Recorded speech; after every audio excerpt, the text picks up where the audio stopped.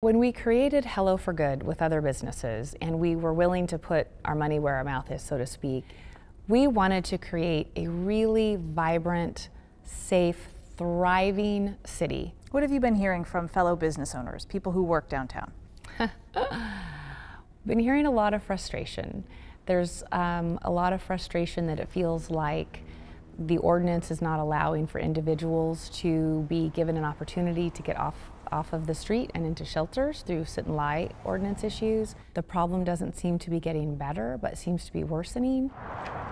I think the community of Spokane identifying homelessness as a problem before it gets out of hand, targeting resources and programs and opportunities, and then dealing with it in a responsible fashion will help this community in the long run. What do you think a city like Spokane can learn from your experience in a city like San Diego?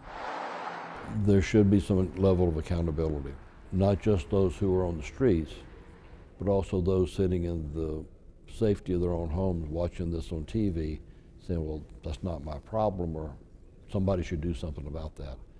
There's accountability all around. Just stay the course. It's really challenging work. There's nothing perfect about it. There's no perfect answer, silver bullet, but just with a kind of a bulldog persistent approach, results can happen. What have you learned that doesn't work? What doesn't work is a lack of attention. What doesn't work is just looking the other way. What doesn't work is pointing a finger and blaming somebody else for it. What does work, in my opinion, is the whole community coming together, public sector and private sector, ordinary citizens as well, in saying that this is a community problem. We've all got a stake in it. We all need to solve it. Housing is important, but it's really costly and really long term. There has to be more short-term immediate pathways off the streets. It has to operate along parallel paths. You can't get tunnel vision on just the long-term solution. How do you battle shelter resistance? People who are in camps, who are in tents, who don't want to be a part of that first step? That is a problem. And I know that the way San Diego looked at it for a number of years was enforcement, but after options were offered. So there has to be that balance of the right level of outreach coupled with enforcement that creates the kind of the carrot and stick and right level of accountability to move people off the streets. What did you hear that you think Spokane can emulate and duplicate? Well, one thing was former Mayor Kevin Faulconer said when I asked him, is there anything you would do differently from your time in San Diego?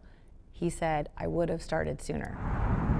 The immediate short-term need is focusing on making the shelter on East Trent successful, and I think all of that will definitely happen because there's enough people involved who really want to make it right. So it's a really multifaceted piece, but we don't want downtown to become a Seattle or Portland where we're actually seeing people leave those cities because they just can't take it anymore. Do you feel like Spokane is kind of at a crossroads? I absolutely think we're at a crossroads, yes. We are at this tipping point, if you will, this precipice, and now is the time to really make sure we go down the right path.